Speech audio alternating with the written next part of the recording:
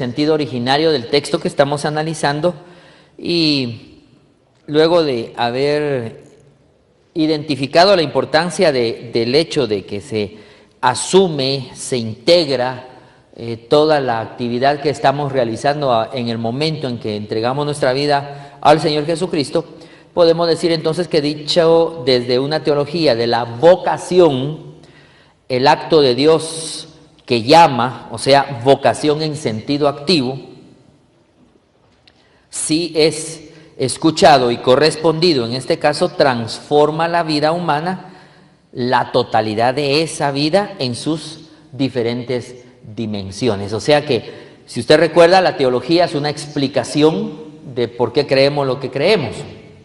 Y en este caso, la teología de la vocación, creemos en este caso como surgimiento de la doctrina misma que surge dentro del contexto bíblico, que es una teología activa que desarrolla acción, desempeño de misión, oficio de trabajo ministerial y que afecta a las diferentes dimensiones de la vida, la transforma.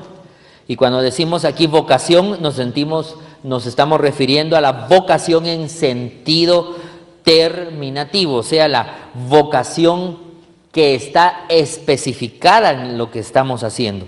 No es una vocación dicha en un sentido general, sino en un sentido terminativo, o sea, estamos ubicados en la tarea que debemos hacer, no una, sino la tarea que tenemos que hacer cada uno y cada una, y es ahí mismo donde continuamos realizando la tarea. Es decir, en existencia cristiana, en la vida vivida como vocación, nosotros desarrollamos la totalidad del ministerio que Dios está poniendo en nuestras manos, sea este dentro del contexto de la iglesia o fuera de la iglesia con la actividad que estamos desempeñando.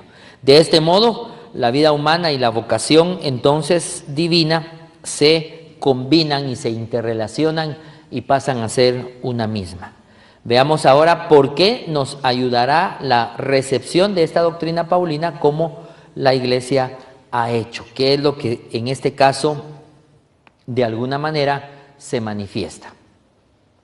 Si ustedes recuerdan, hemos mencionado que dentro del esquema temático de este curso también es importante ver el sentido originario del texto, la posición paulina, un poco lo que hemos abordado de Martín Lutero, y también habrá necesidad de ver la perspectiva de la otra esfera del catolicismo romano que ilustra y maneja mucho esta teología de la vocación.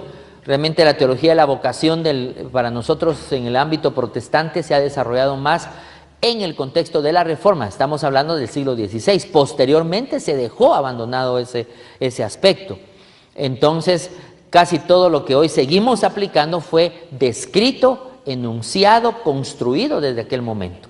Y por supuesto ha venido cortando transversalmente, conforme los siglos han pasado, esa explicación en ese momento histórico, pero donde más se ha pulido, donde más se ha desarrollado, tal como pasó con la teología, o ha sucedido, mejor dicho, con la teología práctica, que lo vimos en el curso que se dio hace algún tiempo atrás con la teología práctica. Esa teología se ha venido como ciencia a desarrollar más en el ámbito cristiano católico romano que en el ámbito cristiano protestante.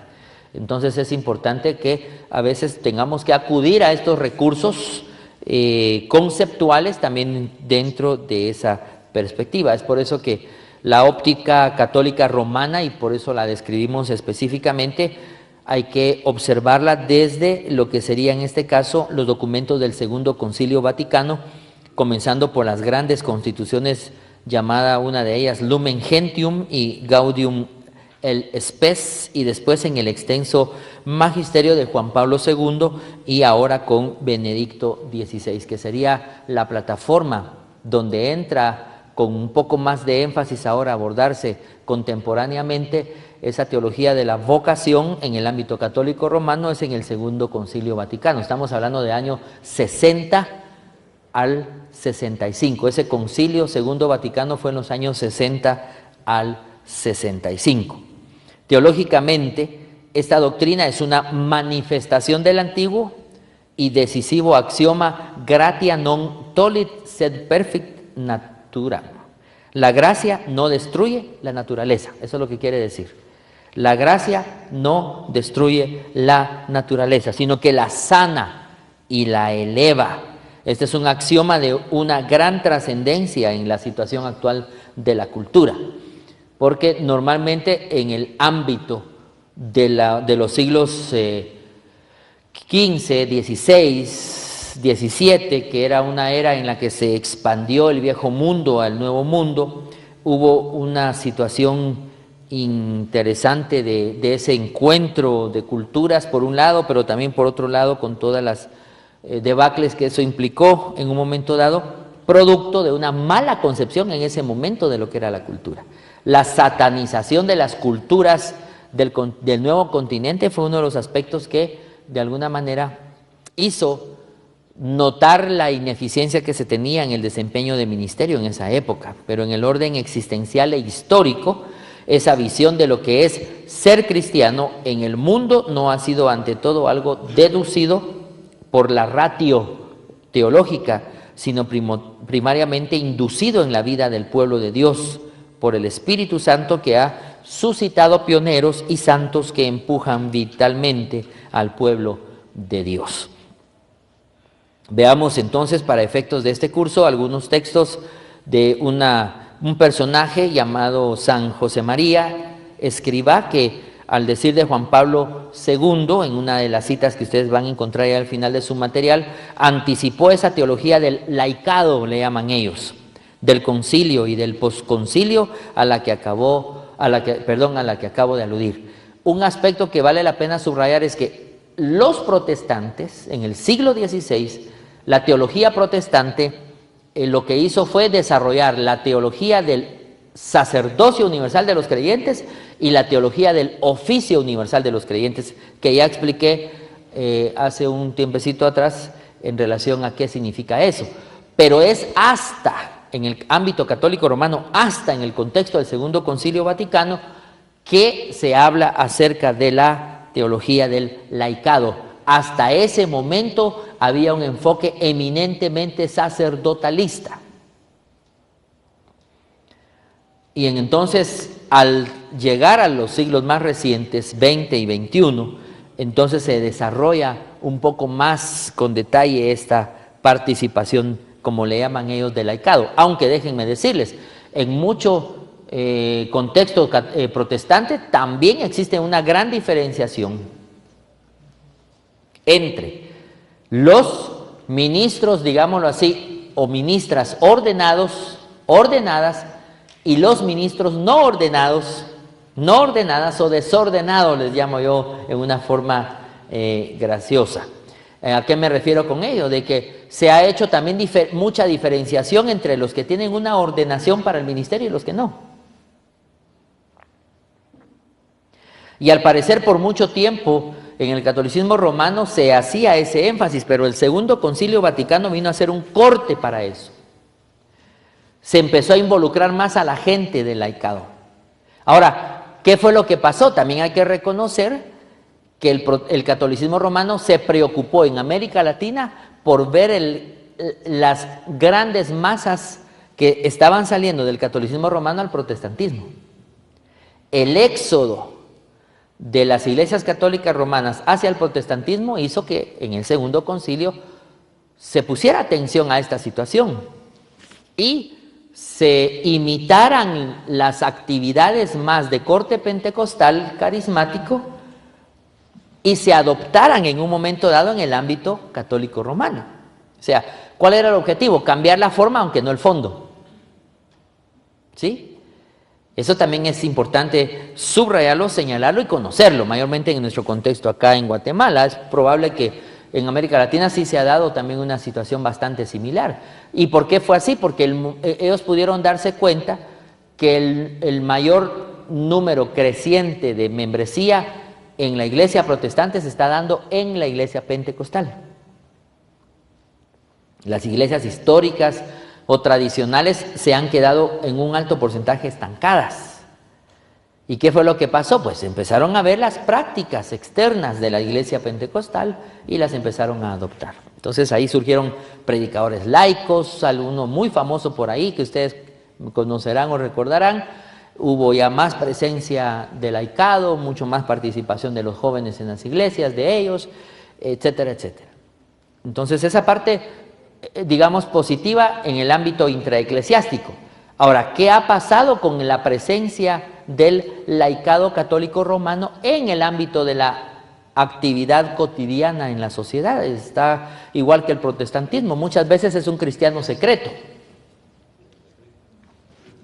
de la secreta. No se siente, no se ve, solamente el domingo aparece, pero durante toda la semana en las aulas de estudio, en las fábricas, en el trabajo, donde quiera que sea, no están presentes. Así que, ojo y oído con eso, que la tendencia católica romana con su membresía es muy paralela con la situación que estamos enfrentando en el protestantismo. Hay tremendo nominalismo, mucho sacerdotalismo en un momento dado, aunque ellos han ido superando eso a partir de los años 60. Han ido involucrando más gente. En el campo nuestro ha sido lo contrario. A veces hay gente que prefiere estar solo sentada en la banca. Hay mucho cristianismo light. ¿Qué significa eso? El cristiano que no se compromete en la iglesia en donde está. Solo asiste, participa de la adoración, medio estudia la Biblia, medio conoce la Biblia, medio asiste. Y ahí ni el amén termina que se dé en la iglesia. Cuando usted ora para concluir, cuando abre los ojos, hay un montón de gente que esfumó, con el objetivo de no encontrarse con los miembros de la iglesia. Entonces es gente que está no integrada, sino solamente asiste, pero no se ha incorporado a la comunidad de fe, no hay compromiso, no se quiere asumir compromiso. ¿Qué quiere decir eso? Hay mucho nominalismo, hay solamente una asistencia, pero no una participación ni un involucramiento de la membresía en la iglesia. A veces provocado por la misma actitud sacerdotalista, ¿verdad?, de los ministros o de las ministros de la iglesia. Algunos esfuerzos se han dado en el ámbito protestante para involucrar a las personas en la iglesia, lamentablemente no con un enfoque para fortalecer la vida como organismo de la comunidad de fe, sino para tener controlada la membresía. Se establecen las famosas células, los grupos celulares, pero más que todo si usted hace un paralelismo con el sistema de ventas de una gran empresa norteamericana que maneja niveles y subniveles, es la misma cosa. Que un líder, que 5 y que estos 5 cada uno, y cuando usted siente, mire, está haciendo trabajo de venta multinivel. ¿Qué es lo que practican en algunas empresas? ¿Y sabe por qué sí, digamos, hago este comentario a esta metodología? Porque lo que están haciendo es pescar en peceras ajenas. Si este trabajo se hiciera con gente que no es creyente, mis respetos, adoptémoslo como una metodología, aunque tenga parámetros de control, si usted quiere, aunque tenga parámetros de alguna forma de mucho énfasis mercadológico. Sin embargo, el problema es que no solo tiene énfasis mercadológico, no solamente es de control para la gente, sino que encima de eso, en ningún momento hay un involucramiento transformador de gente, sino lo que se está haciendo es robar miembros de otras iglesias. Se le dice, mira, yo tengo una célula en mi casa, ¿querés empezar a venir? Y después que es miembro de una iglesia está asistiendo a esa célula que no tiene nada que ver, ¿verdad? Y empieza ahí hasta a diezmar y a ofrendar, en lugar de hacerlo donde se supone que es miembro. Claro, aún el concepto de membresía no se respeta en nuestras iglesias protestantes. Hay un conocedor, impulsor de un método en Estados Unidos, que lo que hizo cuando inició la iglesia fue borrón y cuenta nueva. Se fue él, su esposa, sus hijos, y levantó una nueva comunidad de fe con nuevos perfiles. Y a la gente que visitaba de otras iglesias, su iglesia, cuando empezaron a ver que estaba bonito el asunto y que esto y que aquello, Una vez les decía bienvenidos, pero ya el segundo domingo que llegaran les preguntaba que cuál era su rollo, dirían los muchachos aquí, ¿verdad? ¿Por qué estaban ahí en la iglesia si tienen su propia iglesia? Ahora, aquí no hacemos eso. Aquí bienvenido y lo involucramos y qué traslado de membresía ni qué nada. No somos éticos en el ministerio. Y alcahueteamos muchas veces las acciones rebeldes de la gente de la iglesia, de un lado que fue para otro, porque a veces la gente se traslada de comunidad de fe porque tienen problemas en la otra iglesia. Y lo que van a llegar a hacer con nosotros es a crearnos más problemas de los que ya tenemos. Mire, yo se lo digo por experiencia, tengo ya más de 20 años de ministerio pastoral. Yo he cambiado algunas iglesias, tanto de campo, de ciudad, de área rural, lo que sea, como le quiera llamar. Es la misma mica, decimos nosotros aquí en Guatemala. La misma mica. Solo cambia el escenario geográfico, solo cambia el lugar eclesiástico, pero los mismos papeles se dan con diferentes protagonistas. Los mismos problemas de una iglesia pequeña en una iglesia grande, de una iglesia de campo, de una iglesia casería o de la iglesia que está allá atrás del Palacio Nacional. La misma situación. ¿Por qué? Porque la naturaleza humana está inmersa en todos nosotros como humanos, como consecuencia, donde quiera que estemos van a estar las mismas situaciones. Con diferente tamaño, con diferente color, pero la misma situación, en última instancia. Entonces, este hermano que les hacía el comentario de una iglesia de Estados Unidos, una iglesia pujante hoy día, una iglesia expansiva, su objetivo necesariamente no fue llegar a ser una mega iglesia, aunque tiene una iglesia grande. Sin embargo, han surgido más de 35 iglesias últimamente, si yo no estoy mal en los datos, de esa misma iglesia. O sea, ha tenido una visión hiper expansiva, o sea, de alto interés por la expansión, no de convocatoria a mega iglesia para decir que aquí tenemos la iglesia más grande y que ahora nos pasamos de casa a ciudad y de ciudad a nación y de no sé qué más van. Tal vez algunos pastores van a querer tener planeta, ¿verdad? Porque algunos van por esas vías así un poco desenfocados totalmente en la tarea que Dios nos ha mandado. La tarea en hechos es expansiva. Y eso es algo interesante.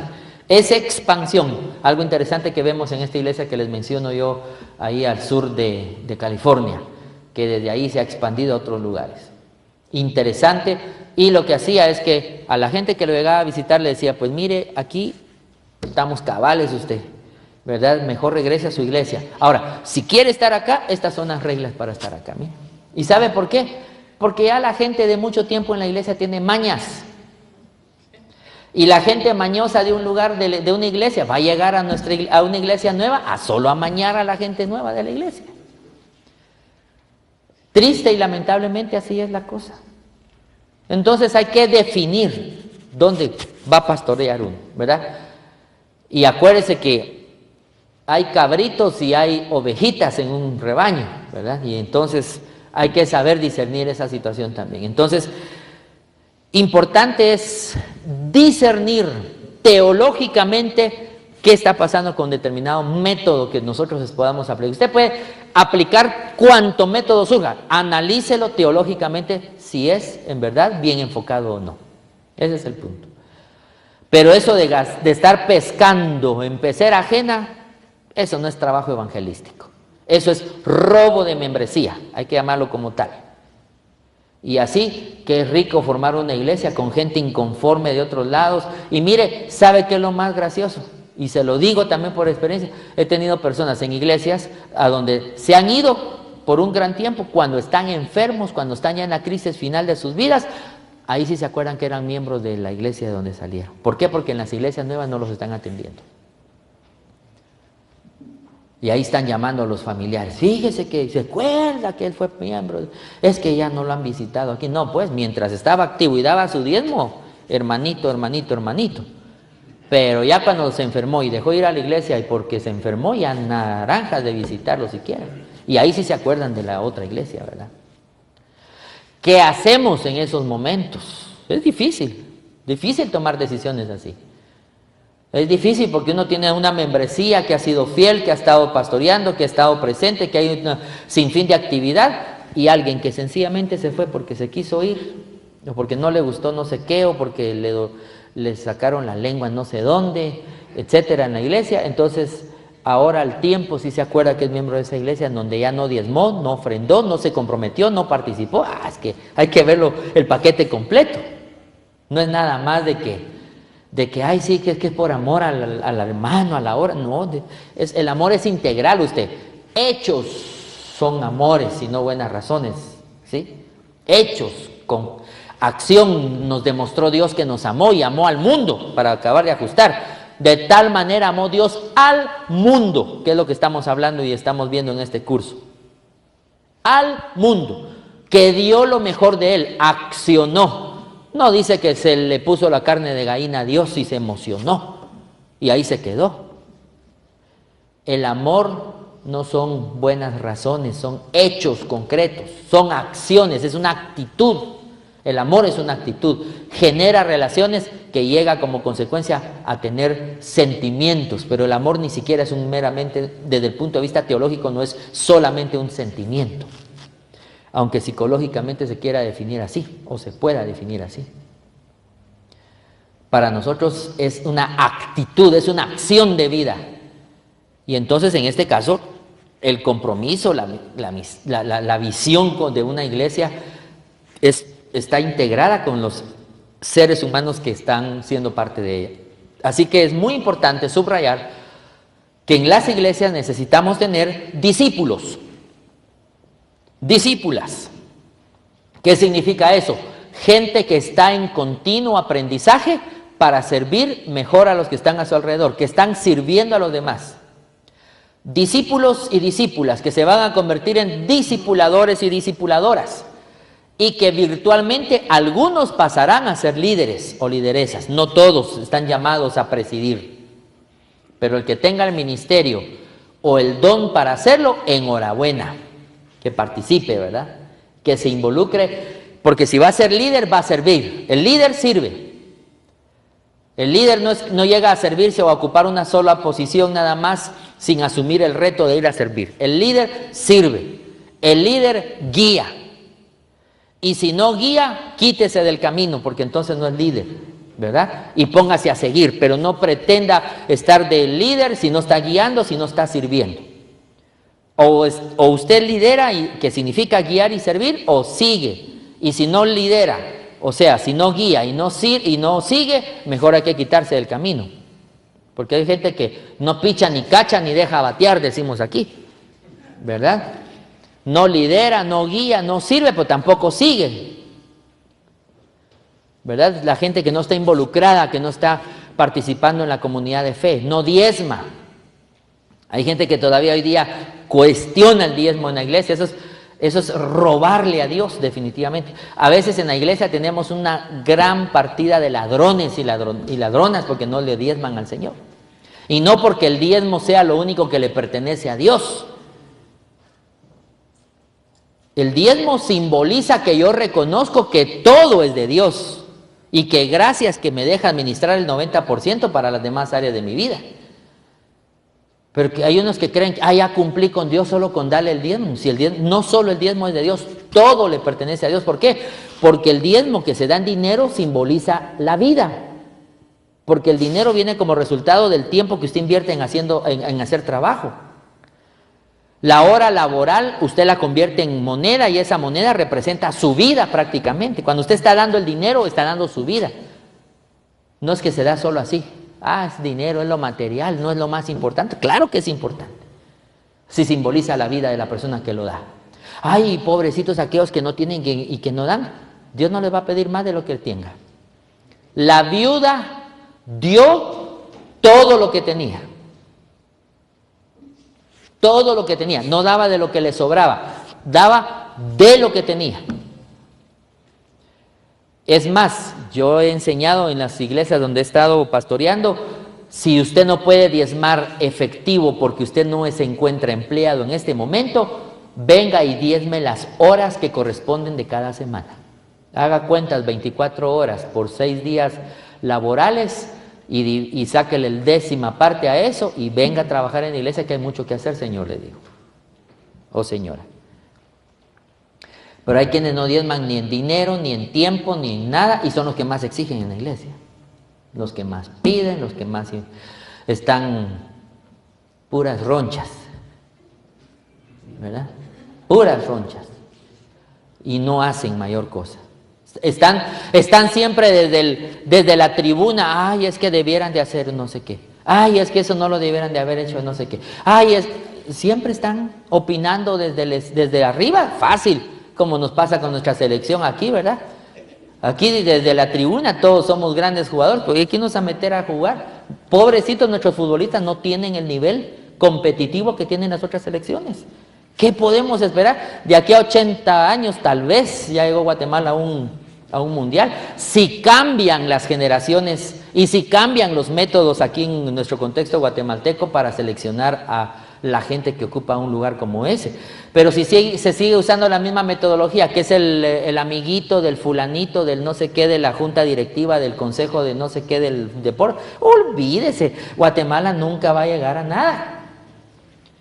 Pero si dejamos que estén de verdad los patojos, los niños, los jovencitos que realmente tienen vocación deportiva y están metidos y escondidos ahí, saber dónde, y que nadie los ha ido a descubrir, como pasa en otros países, en donde van a meterse a los barrios a buscar a esos güiritos que están pateando un papel, una piedra, los agarran, los entrenan y forman una escuela y da seguimiento. Pero hay un semillero aquí, no. Aquí de repente surge un patojito ahí porque fue el hijo de un portero de no sé cuántos años atrás y ahí está portereando también, cuando a veces ni siquiera tiene la vocación para hacerlo. Tal vez ni quiere estar ahí el jovencito, pero ahí lo tiene porque como el papá fue portero, entonces tiene que ser portero también ¿verdad? Mire, cosas simples que en el deporte estoy mencionando, pero que pasan en otras áreas también de la vida.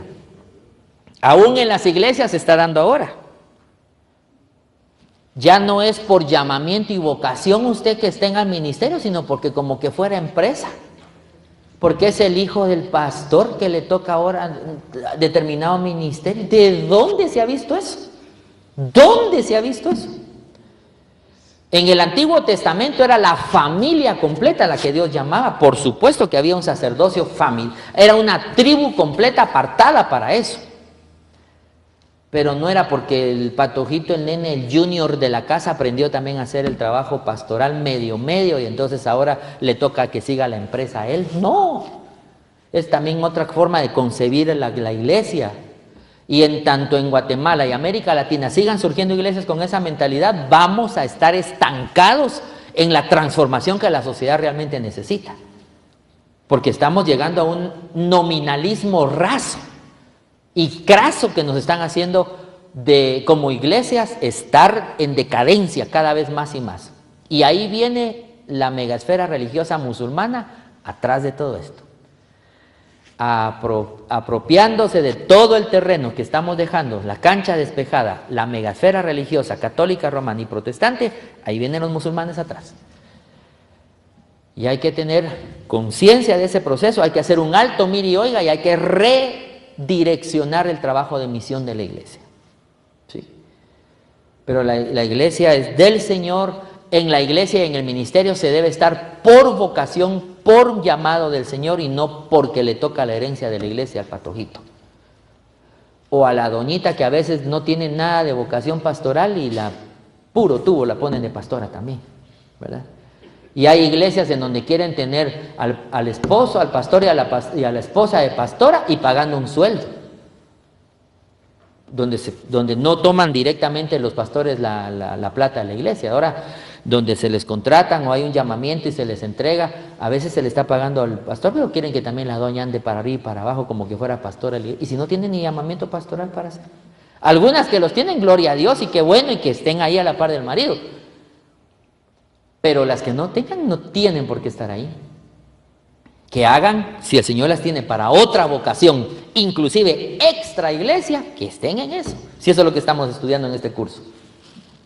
Eso es lo que estamos viendo a la luz del mismo texto y a la luz de la explicación luterana desde la perspectiva en el ámbito protestante, porque es la esencia hablamos ya en el marco histórico y aparte ahorita nos metimos al ámbito católico romano y finalmente aterrizaremos en los elementos prácticos del protestantismo en este tema. Pero es fundamental, hermanos. He pensado siempre, explicaba en este caso este personaje católico romano, un San José María en el 68, que la característica fundamental del proceso de evolución del laicado es la toma de conciencia de la dignidad de la vocación cristiana. Lo que ha pasado es que se ha perdido esa dignidad de la vocación cristiana, ¿verdad? Y se cree que aquí en la vida solo se hace la vida espiritual por un lado y la vida material por otro lado, y no es así. Y eso no ha afectado solo al catolicismo romano. Ya tenemos, repito, y que nos metió a toda esta discusión, el tema del laicado protestante light, ¿verdad? Que no quiere muy cerca ni involucrarse, porque no quiere compromiso, cuando quiere ir a la iglesia, cuando no, pues entonces a estar así sin mucho compromiso. ¿Y qué pasa? Se recarga el trabajo en un pequeño grupo de personas en la iglesia que nunca faltan. De 365 días al año está 366. ¿Verdad? 24 horas del día algunos y parte de la noche, dicen en algunos anuncios allá por Tapachula. Abierto las 24 horas del día y parte de la noche, dice. Entonces, es interesante, hermanos y hermanas, que tenemos que hay que repensar el tema de la vocación. Y la vocación que se da porque soy creyente y dignamente mi desempeño que viene como consecuencia para el trabajo que Dios ha puesto en mis manos. Esa dignidad arranca de la llamada universal a la santidad que Dios hace, que está indisolublemente unida a la vivencia. En este caso, como lo decía en este personaje que estamos citando, y siguiendo a San Pablo, a la valoración de la profesión de la situación en el mundo como marco y camino para la misión cristiana en el mundo. O sea que la situación actual en la sociedad determina, marca, establece el mapa para servirle al Señor. No tenemos que estarnos inventando ministerios extraterrestres, ni estratosferos, ni nada por el estilo. ¿Sí? Aquí en la vida cotidiana encontramos maneras apropiadas de servirle al Señor, como estábamos hablando hace un tiempo en esta misma sesión de trabajo. Hay que solo tener la visión de identificar qué necesidades están surgiendo y cómo tratar de abordarlas. Mire la situación que se está dando en el corredor seco, llamado aquí en Guatemala, corredor seco que se sabe, se está desde hace tiempo, no es la primera vez que se da esa situación, pero ¿qué está pasando? Hay que hacer un análisis profundo sociológico ahí. ¿La gente quiere cambiar o no quiere cambiar o salir de esa situación? Hay gente que está ahí porque no quiere cambiar su forma de cultivo. No quiere cambiar el cultivo que está ahí porque ese es el de los ancestros. ¿Qué va a pasar? 20 años más adelante y vamos a estar con el corredor seco en Guatemala y cada año chineando bolsitas de maíz, bolsitas de frijol, bolsitas de todo. Y la gente poniendo a la mano. Y la iglesia cayendo siempre en el mismo jueguito también. En lugar de integrarse interdenominacionalmente un comité de análisis con los especialistas, sociólogos, antropólogos, administradores de las iglesias y hacer un plan de trabajo que transforme esa realidad de ahí y que incluya el irle a enseñar a la gente que cambie su forma de pensar. Muchas veces la gente está como está porque es elección de ellos estar así. Y no estoy diciendo que sea elección de alguna gente tener hambre en el día, pero sí puede ser que si cambia sus acciones. Si yo siembro papa y me doy cuenta que aquí no da la papa, ¿por qué voy a sembrar papa siempre, pues?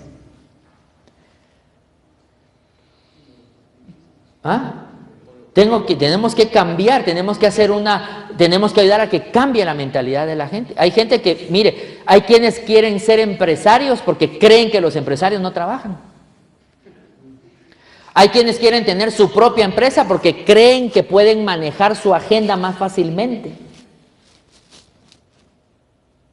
Déjenme decirle que cuando usted investigue usted la vida de los empresarios, de los que han logrado tener éxito, de los que han forjado y de los que han dado una buena administración de continuidad, porque han recibido un legado de sus padres, tal vez algunos hasta de sus abuelos a través de sus padres, y están hoy en éxito también, es porque es gente que trabaja solo mediodía.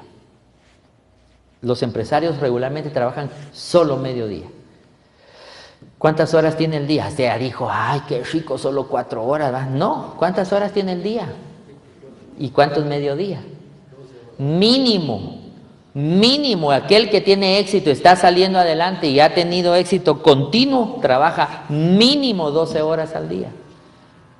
A veces en el ministerio hay pastores que se levantan hasta el mediodía. ¿Sí? Y eso que en el ministerio, ¿verdad? Porque en el ministerio, ¿quién le chequea el tiempo? ¿Quién le determina horarios? ¿Quién? Nada. Usted tiene que... Mire, quien está en el ministerio debe ser la persona más autodisciplinada.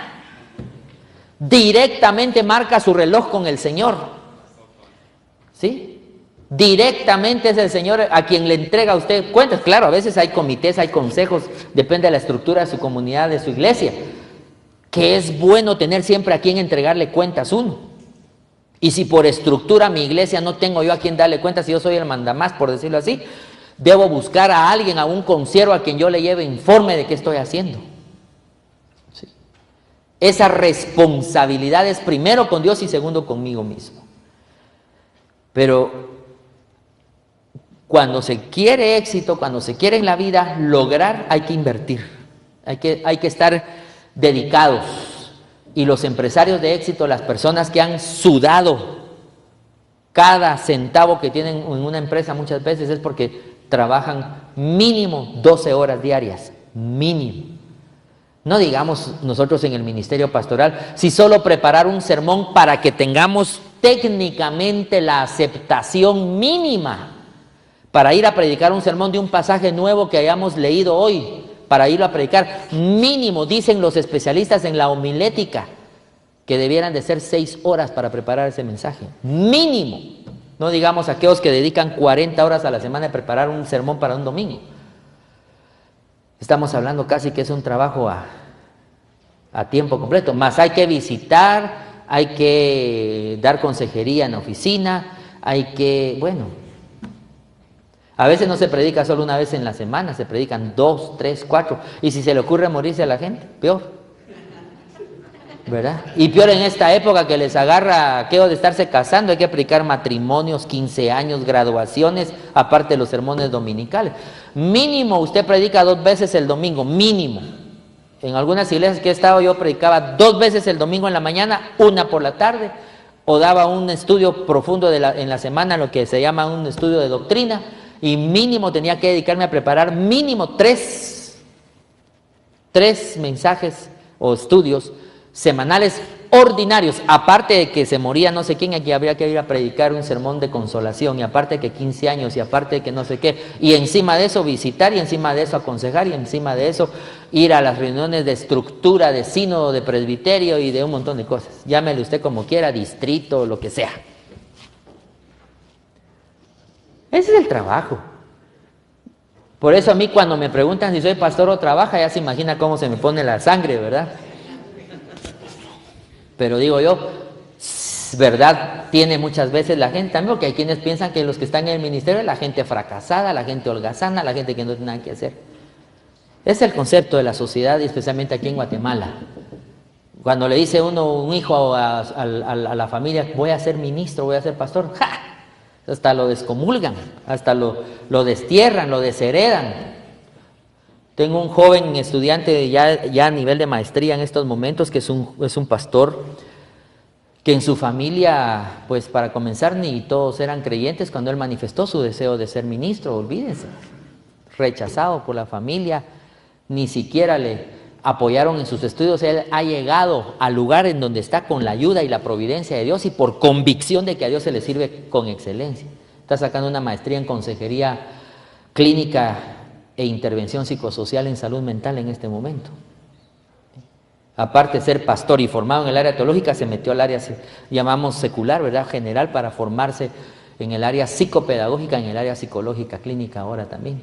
Entonces, y no es porque le dieron una beca, ni porque se encontró el dinero, no, se lo ha sudado con trabajo ministerial y apartando tiempo para estudiar, porque a veces, y yo se lo digo también por experiencia, soy rector en un seminario en donde a veces mis hermanos, colegas, pastores que están formando, porque hay algunos que están ya en una etapa diferente de formación, su pretexto de no llevar una tarea o de no haber hecho una lectura es porque es que tuvieron que atender a la iglesia. Cuando yo estudié teología me dijo uno de los maestros, o se dedica a estudiar teología o se dedica a ser consejero. Pero aquí no vaya a venir cada semana a pretender entrar a mi clase si no trae las tareas hechas y las lecturas hechas. So pretexto que tuvo que aconsejar, so pretexto que tuvo que hacer. Entonces yo tuve que definir y redefinir mis acciones también, ¿verdad? Así que lo que yo quiero decirle, hermana y hermano, con esto, y nos metimos al tema de la profesión, de la vocación, de la teología, de la vocación, nos lleva a que hagamos las cosas profesionalmente. El ministerio también es una profesión. Si no se lo habían dicho, pues le han mentido. Si le habían dicho que solo esto es como es para la gloria del Señor, se saca como se pueda sacar, le mintieron. A Dios no se le sirve mediocremente, a Dios se le sirve con excelencia. Y eso significa sacrificio, significa entrega, significa dedicación, significa esfuerzo, significa abnegación, significa actualización, significa, en pocas palabras, fervor y pasión para servirle al Señor. Si los gerentes de empresas que durarán no más de 80 años, algunas o tal vez algunas pasarán el centenario en algún momento dado de la historia, pues será solo para esos años nada más. Lo que usted y yo estamos llamados a hacer tiene trascendencia eterna y afectará positiva o negativamente a la gente a la que le estamos sirviendo. Así que es importante que veamos eso, porque el marco y camino para la misión cristiana en el mundo es todo el escenario de la sociedad en donde estamos. No hay quite en ese sentido. Aún el deporte, que en un momento dado fue satanizado en América Latina por la iglesia, hoy hay ministerios que se dedican a que también a los deportistas se les pueda alcanzar. ¿Qué puede hacer un pobre deportista si su vocación es jugar los domingos usted? ¿Y qué pasaba en aquella época, en los años 50, los 70, 80 más o menos? Se les satanizaba a los pobres, tenían que abandonar sus... ¿Y si esa era su vocación y profesión? ¿Cuánto jugador de un país de Sudamérica hay ahora que sale, ahora hasta cristianos son muchos de ellos? ¿Y qué pasaría con ellos? No podrían estar jugando si estuvieran en esa época. Algunos dicen que hasta aspiración de ser pastores tienen, algunos de ellos. Uno de ellos está bien golpeado ahora, ¿verdad?, de la pierna o de la rodilla. Pero el punto que quiero mencionar es que de alguna manera tenemos que entender que todas las esferas de la vida, arte, deporte, ciencia, producción de conocimiento, tecnología, todo le pertenece al Señor. Y es nuestra responsabilidad restablecer el reinado de Dios en esos lugares.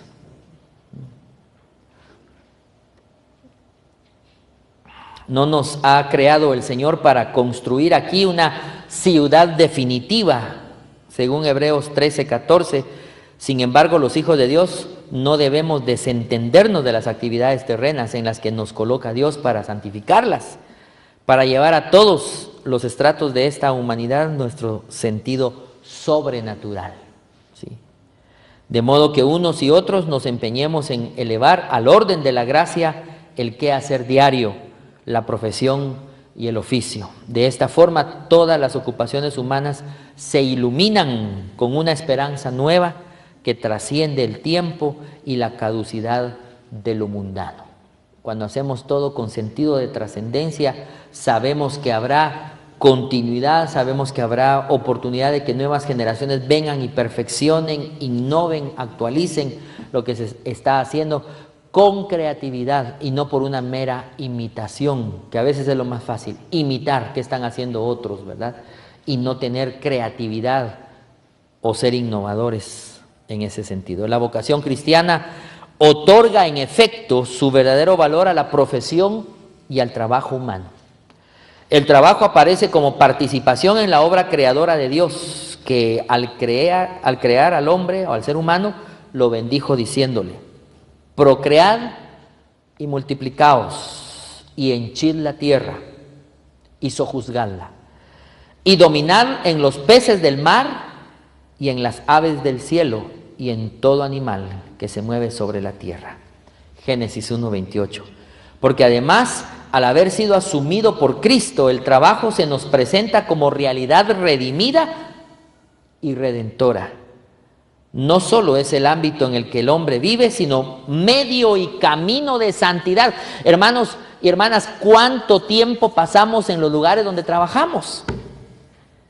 ¿Cuánto tiempo de la vida diaria pasan los hermanos de las comunidades de fe a las que estamos pastoreando en esos lugares? Casi de la vida activa del día, 2/3 mínimo. Mínimo. 8 horas mínimo que serán las que elabora una persona. Ese es el mínimo. Así como los niños y los jóvenes las pasan en los colegios, en las instituciones educativas donde están ellos preparándose para la vida. Así usted y yo, donde estamos trabajando, es el ámbito en el que como seres humanos nos desenvolvemos, es el medio, y debemos entender que es medio y camino en el que debemos crecer en la santidad que Dios espera de nosotros y de nosotras. Desde el punto de vista bíblico, no es estar viendo hacia el cielo que Dios nos llama nada más. Desde el punto de vista bíblico, ser santos, ser santas, estar en el ámbito que me debe capacitar cada vez más y más para estar santo delante del Señor, estamos diciendo que vivimos para vivir apartados para el Señor. Y el lugar y el ámbito donde trabajamos es un camino que me permite enfrentarme a la realidad santificable y santificadora que Dios ha puesto en mi entorno para que yo cumpla su propósito. Así que, hermana y hermano, es el lugar donde Dios nos tiene trabajando, es un lugar en donde debemos crecer cada día más y más en el conocimiento de Él, en el servicio a Él y en un desempeño que honre y glorifique su santo nombre.